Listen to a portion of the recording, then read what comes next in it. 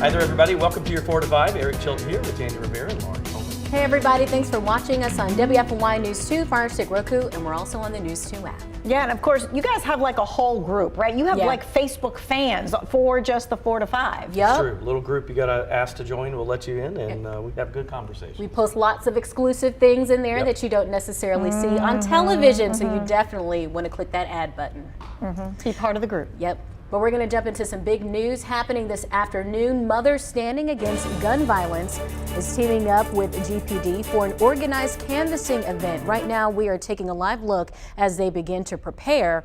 The group is meeting in Autumn Park and will begin the official canvass at 4:30. This is their way of supporting efforts to curb gun violence. You'll remember, after someone shot into a home hitting an 8-year-old little girl, Aacuria Hinton was in the hospital fighting for her life after the drive-by shooting. Police say she was hit by the bullet while asleep in her bunk bed. Police say someone shot into the home at the corner of Autumn Street and Ryan Street last month. The group canvassing will be going door to door, asking people to come forward with any information that will help law enforcement solve this case. Well, Lexington police say a murder case from 1987 has been solved. Mary Davis's killer has been identified through DNA testing. Police say that she went missing in May of 1987 and was last seen at Lanier Hardware, where she worked. The very next day, investigators found her body behind a Winn-Dixie on East Center Street. Thanks to advancements in technology, investigators were able to match the DNA collected at the time of the crime to a man named Russell Grant Wood. That happened in 2022, that DNA breakthrough. But Wood died in 2013. If he were still alive, he'd be charged with first-degree murder, first-degree kidnapping, and first-degree rape. This is a developing story. We're going to keep you updated on this story on air and online. Let's get to your 4 to 5 roundup on this Tuesday. Police are still investigating a deadly fire in Winston-Salem on Germantown Road. When firefighters arrived this morning, they found smoke billowing out of the home. Inside, firefighters found one person dead. Right now, there's no cause of death. Police say it's too early to say if there was foul play. The fire department says there were no working smoke detectors in the home. A child is recovering after a school bus crash in Winston-Salem. Police say the school bus was turning when it crashed into a car on West 25th Street. 23 students were on board when it happened. One student had to be taken to the hospital. Right now, we don't know if charges will be filed. The investigation is ongoing. 45 people were without power this morning in the area around Yanceyville and Cypress Street. According to the Greensboro Transit Agency, last night a Kia sedan failed to stop and was pushed by the bus into a utility pole, causing the outages. You're looking at viewer video from the scene moments after this crash. The driver of the car was taken to the hospital with serious injuries. While the bus was carrying 4 or 5 passengers at the time, only one passenger received a checkup as a precaution. GPD has not filed any charges at this time. This is an ongoing investigation. We'll let you know when we learn more information. Interstate traffic is moving again after a tractor trailer crashed this morning. Crews have reopened one lane of the I-40, I-85 interchange in Guilford County, and crews have been hard at work cleaning the debris in the area. Several cases of Jack Daniel's whiskey spilled all over the highway. Right now, we don't know what led to the crash or if charges will be filed. We're also waiting on an update on one person who was injured. We'll let you know when we learn more details. NASCAR driver Kyle Busch is explaining his recent arrest and sentencing for having a handgun in his luggage at a Mexican airport. Busch tweeted a statement saying in part, "I made a mistake by forgetting it was in my bag. I was not aware of Mexican law. I fully cooperated with the authorities, accepted the penalties, and returned to North Carolina. I apologize for my mistake. My family and I consider this matter resolved." Well, the handgun was found during a routine check at the airport in late January when they were there on vacation. Busch has been sentenced to 3.5 years in prison and fined 20,748 pesos, which is about $2,000 US. It's unclear how his sentence will be served.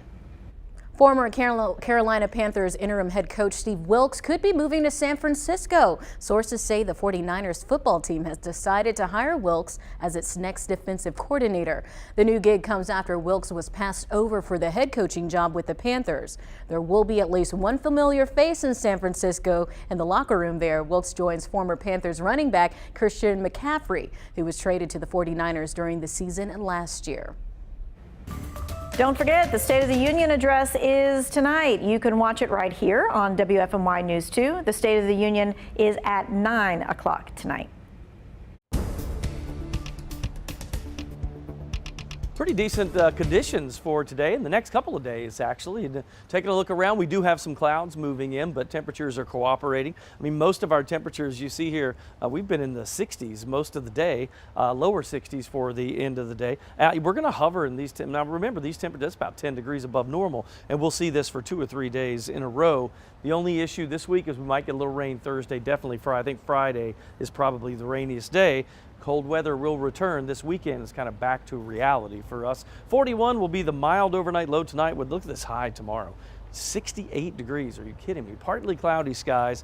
A decent day for your Wednesday. We'll see clouds go on the increase over the next couple of days ahead of the next front. Let's go out to a big picture here so you can see. Here's the next frontal boundary that'll get closer to us and move in. Now remember, winds along a cold front tend to parallel the front, and they'll come from the southwest and then push back up along that line, the parallel line to the front itself. So that means our winds will be coming in out of the south over a period of days, and it keeps us with a warmer flow. Now just the opposite on the backside of that, as that system moves by, we see cooler air. Here's what it looks like though in the short term as we head from today through tomorrow. We're in that warm sector for those 2 days. So 7-day forecast looks like this for us. You'll see high temperatures at 68 for tomorrow and Thursday, down to 62 Friday, a little rain, cool drop in temperatures, 60% chance of rain. We'll keep a 40 and a 30% in for Saturday and Sunday, but much cooler at 45 and 49 for those days, and warm again next week. Look at Valentine's Day with a high of 61 and sunny.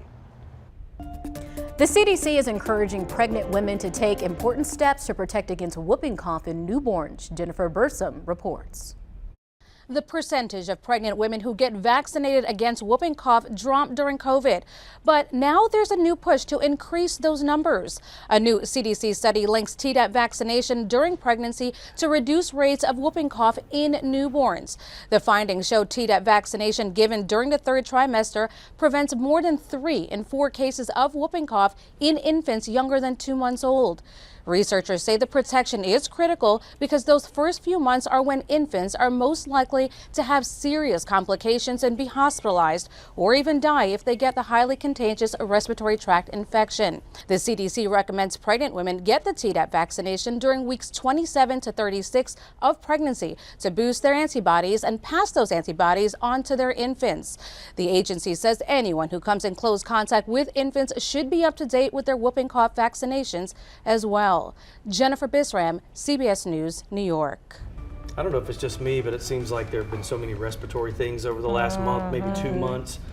Even a friend of mine that I was talking to yesterday said he has had bronchitis and can't shake it for 2 months. Oh, wow. No. That's a On and long off. time. I know a lot of people don't want to wear the mask forever, but a Yeah. lot of health experts say when in doubt, go back to the mask. That's the best way to prevent the spread of those respiratory illnesses. And if you have babies, 7 months or younger, something like that, it is best to keep them away from people for a while. I know my brother-in-law and his wife have a baby about that age, and they're like, no, don't come visit. Like during the holidays, we didn't go visit them because they're just scared to death. Yeah. Right, and it's not like we don't want you to be around the Yeah. baby, but we don't want you to be around the baby. Like we don't want you to give something to the child that, you know, is going to like really cause some issues, especially like RSV Could has be been all over the life-threatening. place. Yes. Yeah, absolutely.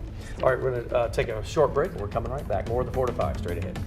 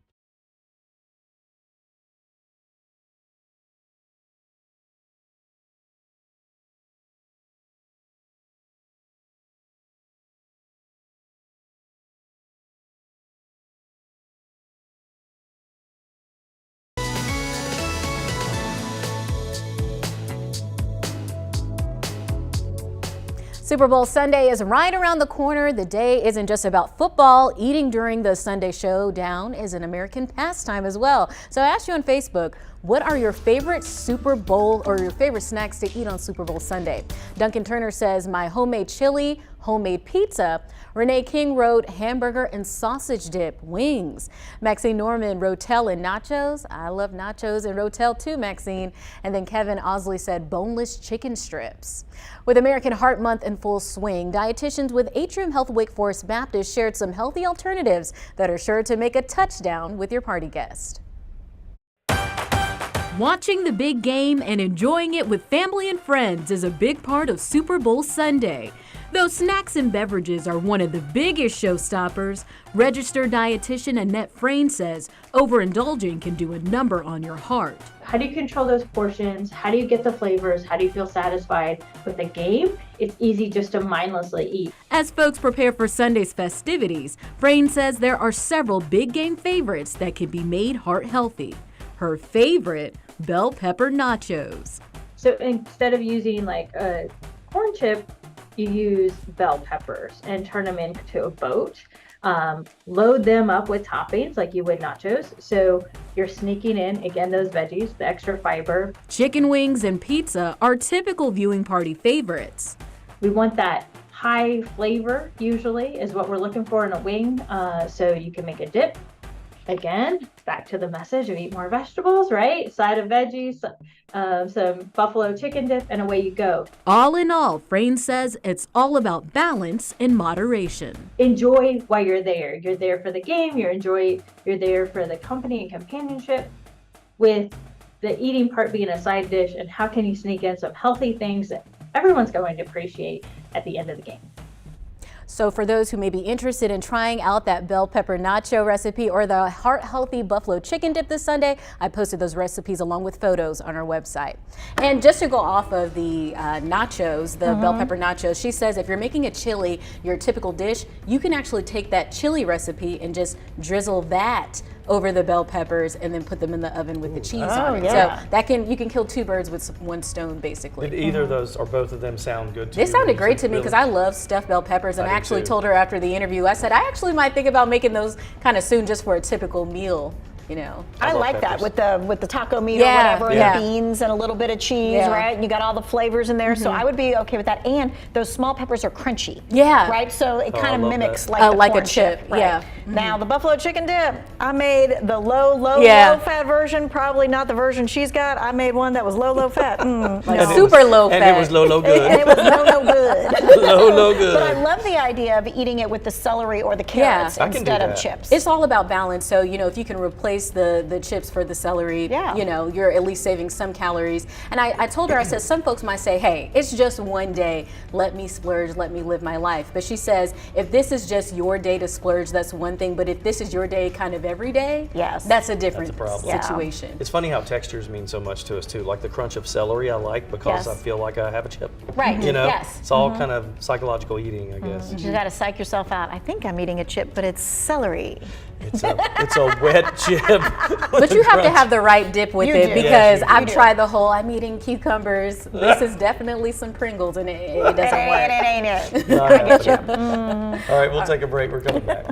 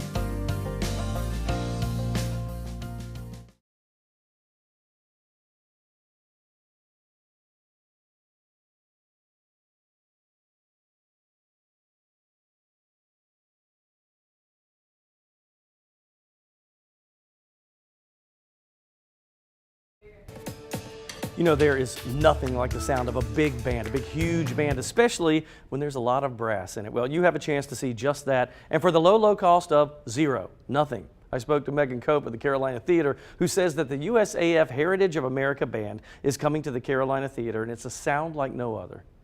This is the U.S. Air Force Heritage of America Concert Band. It rolls right off the tongue, but it is a fantastic ensemble of some of the best musicians in the U.S. Air Force.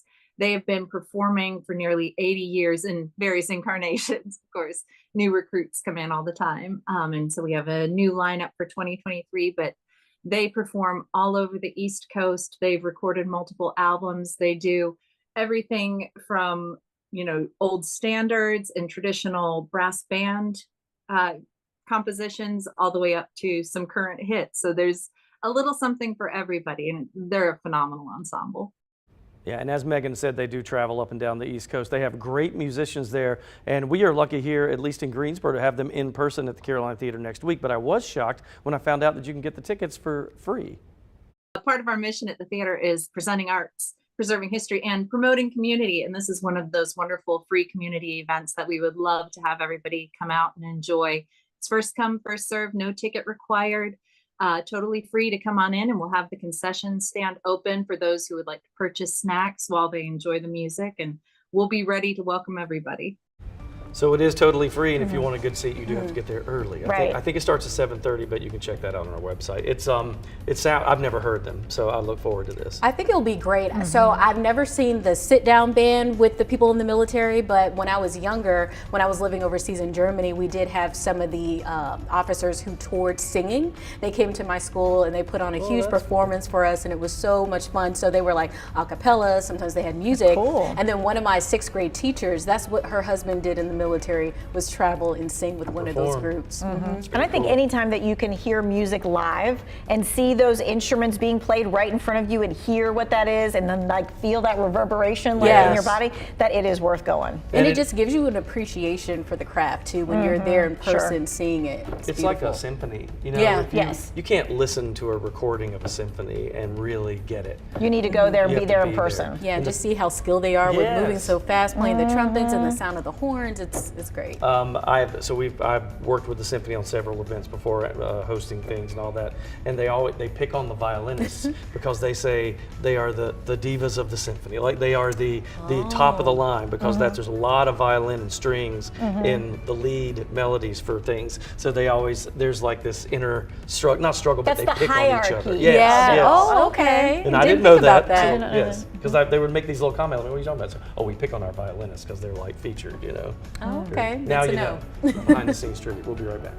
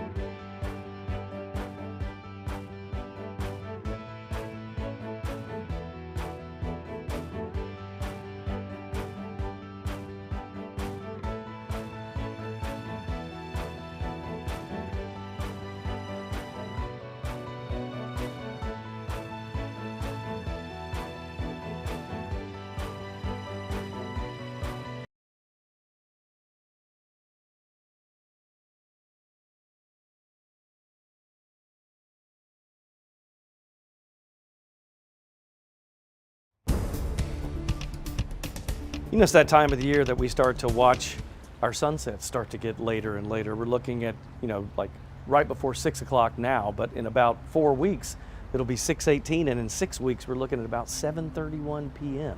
for a sunset. So get ready for those longer days as we transition. It is, and if you notice, if you look at our average high temperatures this time of the year, which are supposed to be lower 50s, we're starting to see our coldest average highs in the upper 40s. So we're starting to see that go up too. Our averages are going up. Not bad. It was way above average today, wasn't it? 61 degrees, that's where we stand right now. We were seeing some readings in the mid 60s for southern Piedmont.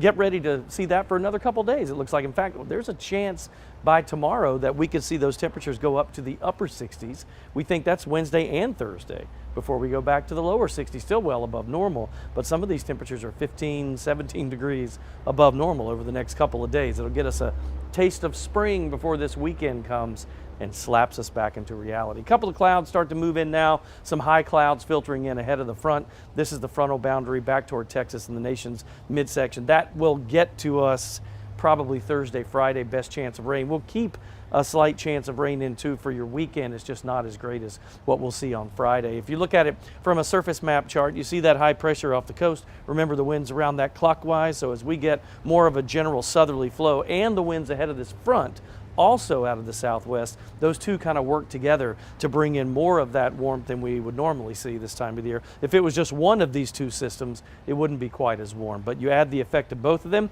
and that's that 68-degree high for your Wednesday and Thursday.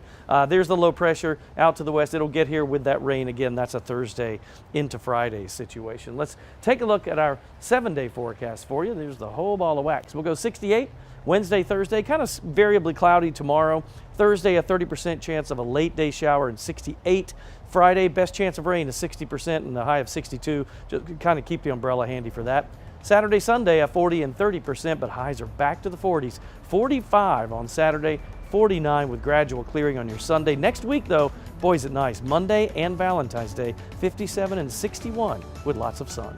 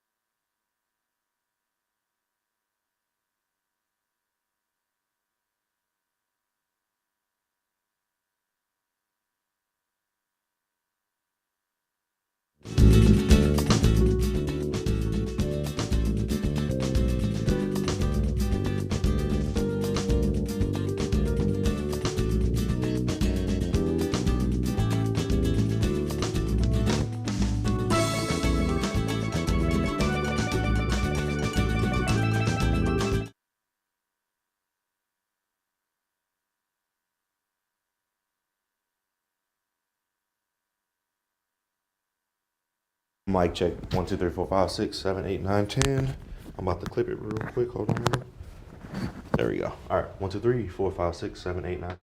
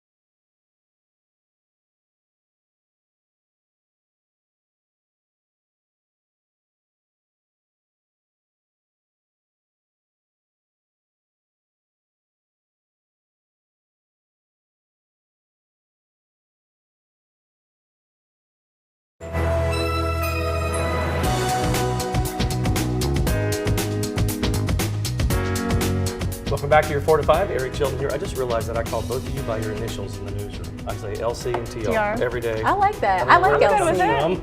That's what my friends back home call me LC. Did so they? you guys can call me LC That works. anytime. Sounds like Elsie. If you say it fast, though, you don't like that. LC. LC. LC. That's right. Or Queen LC. I'll take that too. 125@yahoo.com. That was my instant messenger name. Yes, it was. Well, thanks for joining us on News 2. We're also on Fire Stick, Roku, and the News 2 app. We're everywhere. You can watch us all platforms. We are. And if you want to be on the inside track with Queen Elsie and Friend over here, we're just going to call him Friend. You need to be part of like their Facebook group. Yes, 4 to 5 Facebook group. Jump in. We're going to get started with our top stories of the day. GPD is partnering with Zen City, launching a new public service tool called Blockwise. It is set to better understand community concerns and better serve residents. Greensboro is the first city in North Carolina and the first police department in the South to implement this new technology. Chief John Thompson is optimistic about this new program. It's important that we hear from everybody. And one person plus another person plus another person collectively allows us to understand more about that community. So I would encourage, urge, please, if you have the opportunity and you get that notice about completing that survey, whether it's through social media or a website, please take advantage of that opportunity, because we would not be asking if we did not want to hear from you. All right, where do you get the survey? Well, you can go to our website for more information on how the program will work. The survey method will allow community members to talk with officers while officers use their feedback to then better support the community. Right now, we are taking a live look at a neighborhood canvas in Autumn Park. Mothers Standing Against Gun Violence has teamed up with GPD for an organized canvassing. This is their way of supporting efforts to curb gun violence. You'll remember after someone shot into a home, hitting an 8-year-old little girl. Aacuria Hinton was in the hospital fighting for her life after the drive-by shooting. Police say she was hit by a bullet while asleep in her bunk bed. Police say someone shot into the home at the corner of Autumn Drive and Ryan Street last month. The canvassing group is going door to door, asking people to come forward with any information that may help law enforcement solve this case. Lexington police say a murder case from 1987 has been solved. Mary Davis's killer has been identified through DNA testing. Police say David went missing in May of 1987. She was last seen at Lanier Hardware, where she had worked. The very next day, investigators found her body behind a Winn-Dixie store on East Center Street. Well, thanks to advancements in technology, investigators were able to match the DNA collected at the time of the crime to a man named Russell Grant Wood. Unfortunately, Wood died in 2013. If he were still alive, he would be charged with first-degree murder, first-degree kidnapping, and first-degree rape. This is a developing story, and we'll be keeping you updated on air and online. We're going to get to your 4 to 5 roundup right now. NASCAR driver Kyle Busch tweeted a statement explaining and apologizing for his arrest in Mexico. A judge sentenced him to 3.5 years in prison after security found a handgun in his luggage during a routine screening at a Mexican airport. They were there on vacation. It is unclear how his sentence will now be served. Tonight, Council member Barbara Haynes-Burke will hold a gun violence community briefing in Winston-Salem after experiencing 9 homicides in January. Several city and county leaders will be there. The briefing will be held at Galilee Missionary Baptist Church at 6 p.m. Today, Governor Roy Cooper visited and toured B. Everett Jordan Elementary School in Graham to celebrate National School Counseling Week. He was there to recognize the 2023 National School Counselor of the Year, Meredith Drawn. Drawn says she was thrilled when she got the news. She says her role as a counselor is to focus on the whole child and realize that their academic, social, emotional, and career aspects are all connected. Hey, this is a reminder for you. The State of the Union address is tonight. You can watch it right here on WFMY News 2. Again, the State of the Union begins at 9 o'clock tonight. Representing North Carolina are faces, of course, that you're very familiar with in the triad. North Carolina Senators Tom Tillis and Ted Budd will be there, as well as Representative Kathy Manning. Now, President Biden is set to give his second State of the Union address. He plans to speak on the lowest unemployment rate in half a century, easing inflation, and what he considers to be economic progress. President Biden will deliver his second State of the Union address tonight. touting Democratic wins. We've been able to deliver more for the American people than ever before. Before a newly empowered Republican House. The state of our union is struggling under the weight of President Biden's far-left extremist agenda. The White House says the president will highlight what he considers to be his administration's economic accomplishments, including a bipartisan infrastructure law, investments in computer chips and clean energy, and a strong January jobs report that pushed the unemployment rate to a 54-year low. But a new CBS News poll finds many Americans say President Biden's policies are making inflation, gas prices, and the overall economy worse. President Biden is expected to highlight areas where he believes Democrats and Republicans can find compromise, as well as draw some clear political lines. Among the guests in the First Lady's box tonight, Paul Pelosi, the husband of the former House Speaker, who survived a politically motivated attack in their home, U2 frontman and AIDS activist Bono, and the parents of Tyree Nichols, who died after he was beaten by Memphis police. I want to talk to the American people and let them know the state of affairs, what's going on, what I'm looking forward to working on from this point on. The primetime address comes as President Biden marks the second half of his first term. He'll be making a case for finishing the job as he moves closer to launching a 2024 presidential campaign. Skyler Henry, CBS News, Capitol Hill. Arkansas Governor Sarah Huckabee Sanders, who was previously President Trump's press secretary, will be delivering the official Republican response. A Trump 2024 campaign source confirms the former president will be releasing a video response as well.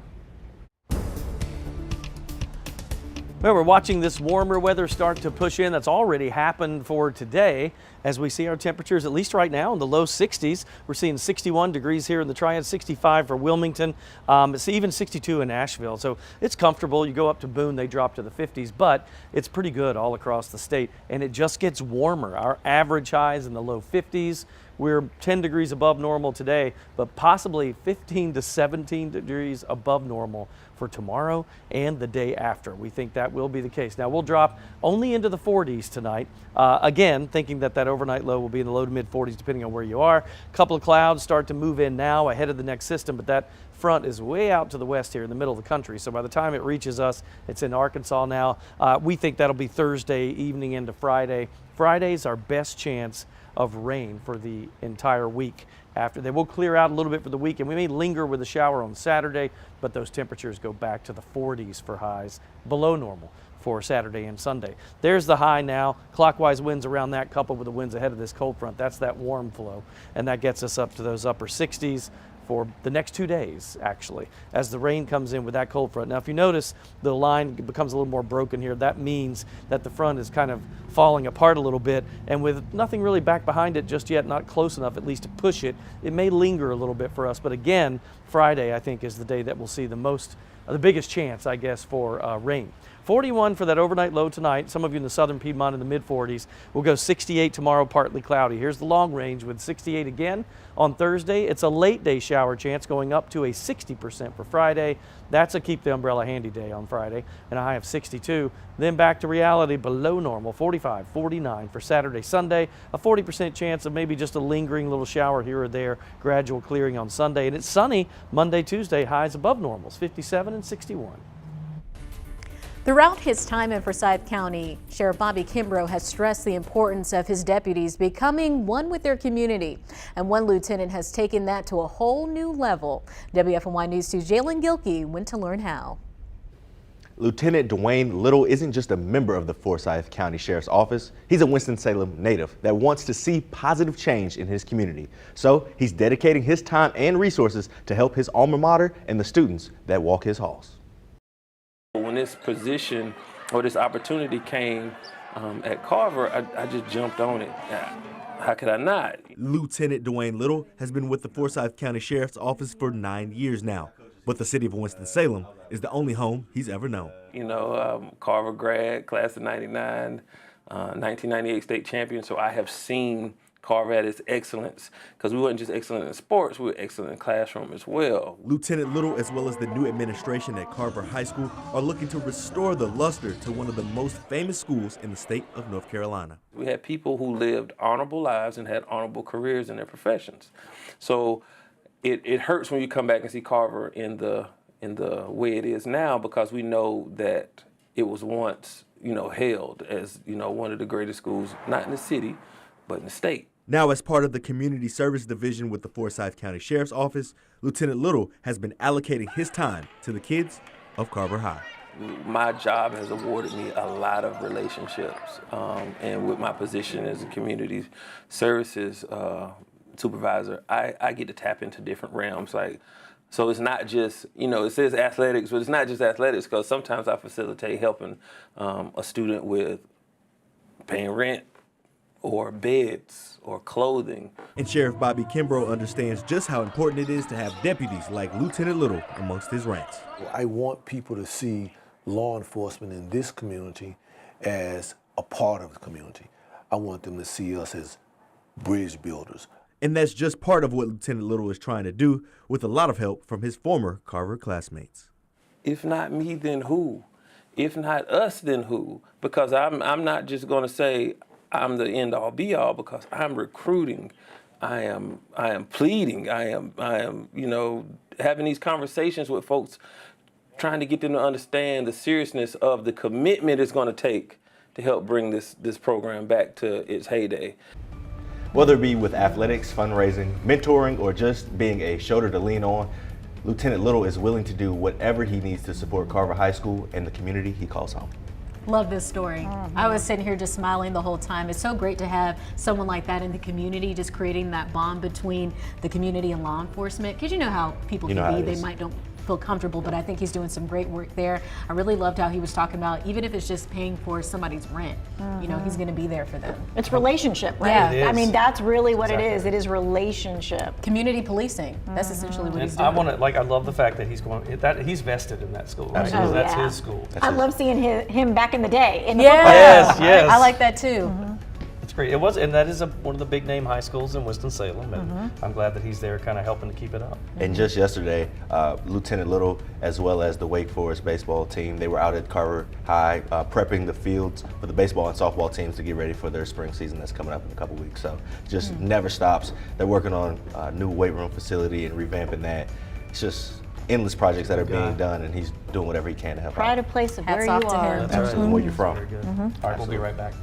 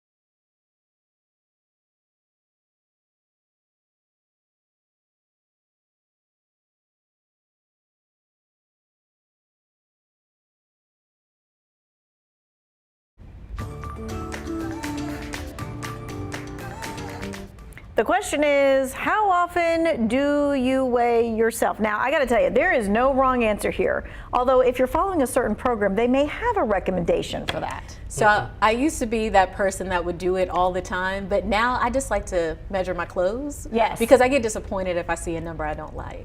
Even if it's 1 pound, you get disappointed. Yes, I do. and then So- you. Oh, sorry. No, I'm just saying, I avoid that thing. I hate that scale. Leslie put it right in the bathroom, and I like growl at it when I walk past. I'm not going to step on that thing. Yeah, I like the clothed method as well. Most health studies and programs, though, that are focused on weight loss do suggest that you weigh yourself and that you weigh yourself every day. So if you are doing that, you need to know when to weigh yourself and where.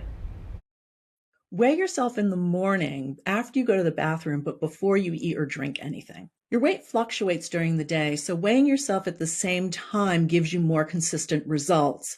And in the morning, your body has had time to process the food and drink that you had the day before.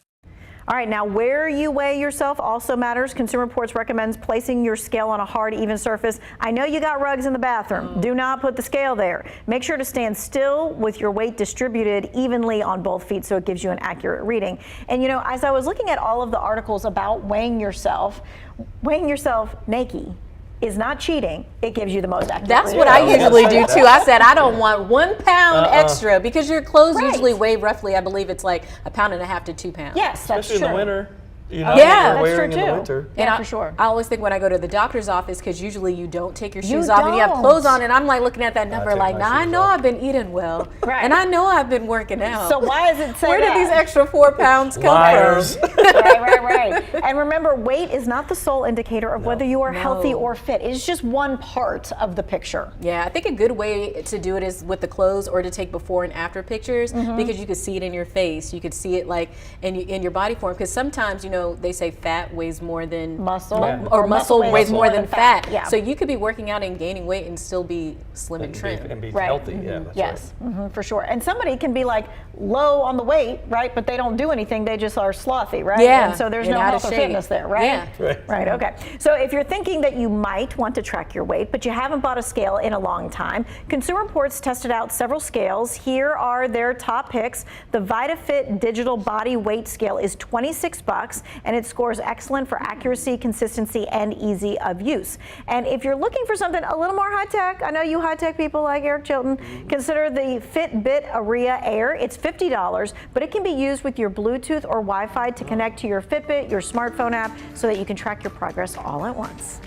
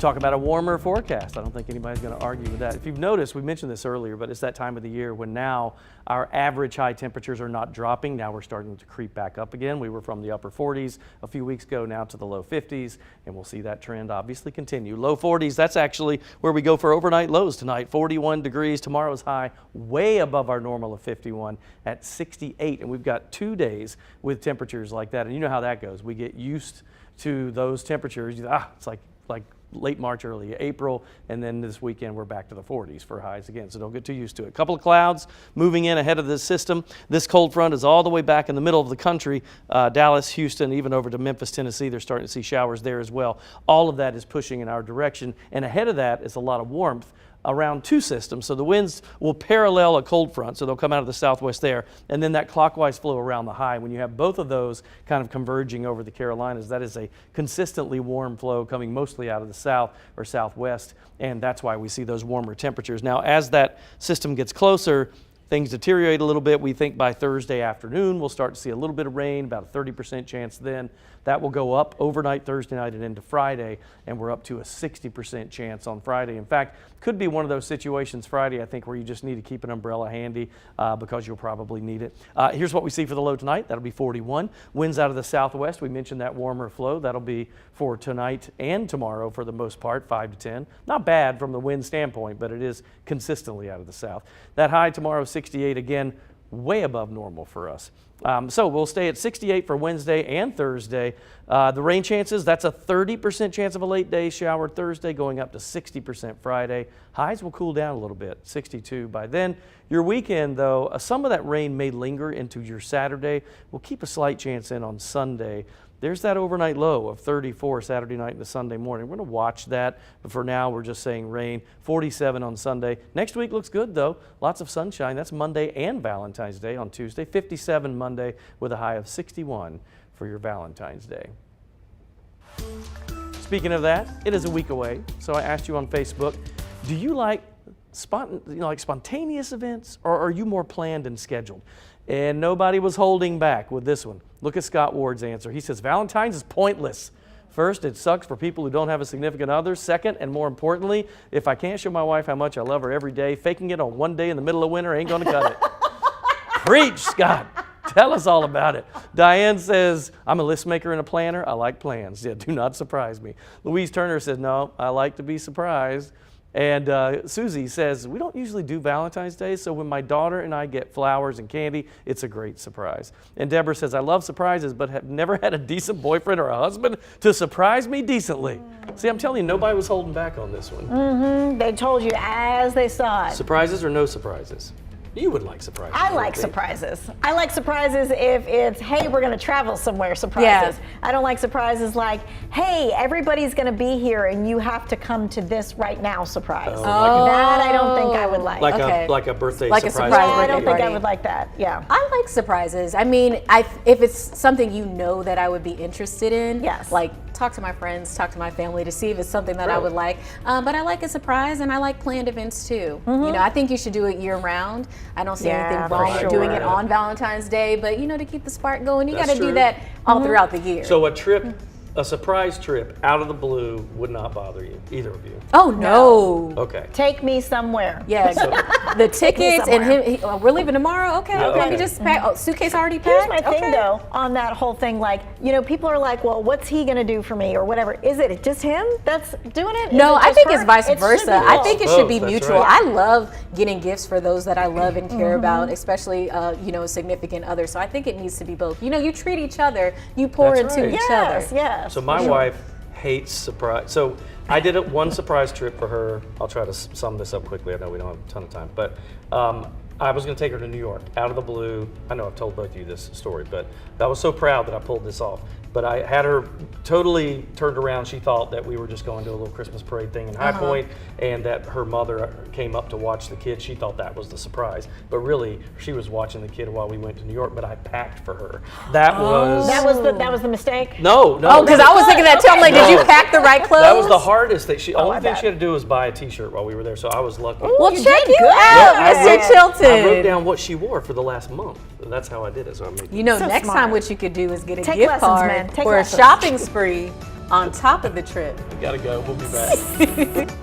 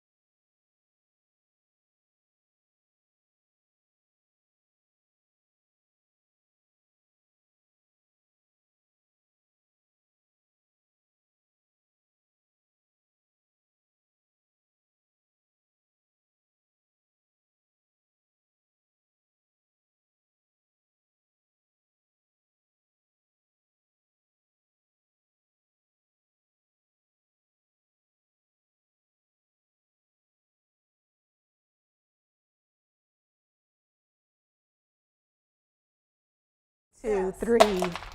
It's the Queen LC. Hi there. Hello. 1, 2, 3, 4, 5, 6. Greensboro is the first city in North Carolina to implement this new technology.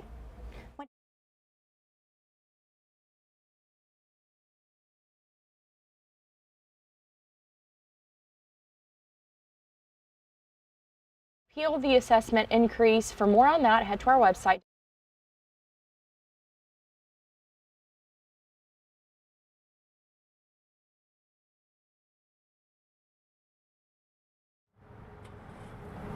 Police admit they don't know of a motive and they might not ever know.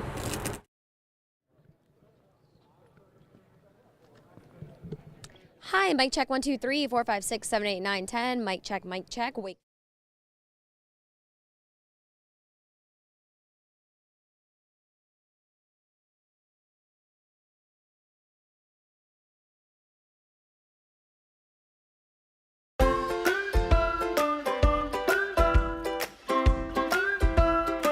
Hey, it's time for my 2 cents, and today I want to talk about spring cleaning. We may be about 3 or 4 weeks ahead of this, but do you do that or not? So I know we're really bad about this in my house. I do remember growing up, though, my mother would do this. She'd take rugs out and beat them, and that type of thing, do the windows, things that you normally don't do. And it is a good time because the weather gets warmer. But I don't know how many people really do this. I wanted to look into the history of this. So if you go back to Britain's history, it's very similar to ours, as you might guess, because of our ties. But in Britain, in the Victorian era, they used coal to heat the house, oil and oil lamps to light the house, and that would leave that sooty kind of film or dust on ceilings, on walls, like all over the place. And they said oftentimes that was the time they would open the doors. Of course, the weather's warmer, and you would see back then the women of the household with their rugs hung up on lines, and they'd be beating to kind of clean it out, do the windows. Very similar to what we do today. Interesting, though, in Iran, they have a tradition on the first day of spring, similar to spring cleaning, but they call it shaking the house. And in this, what they do is they say you would get rid of the old year by cleaning everything out to make room for the new blessings of the new year. And oftentimes on that first day of spring, they fill the house with flowers, which isn't a bad thing either. So I think the spring cleaning traditions, they go back centuries, obviously. Makes sense. Warmer weather, you can open up the house a little bit. But we're not doing it the way we should. My house, not blaming you. Not blaming you. We got to get better at this. And my wife would look at me right now and go, you have to get better at this. That's just my 2 cents. That's your 4 to 5. WFMY News 2 at 5 starts now.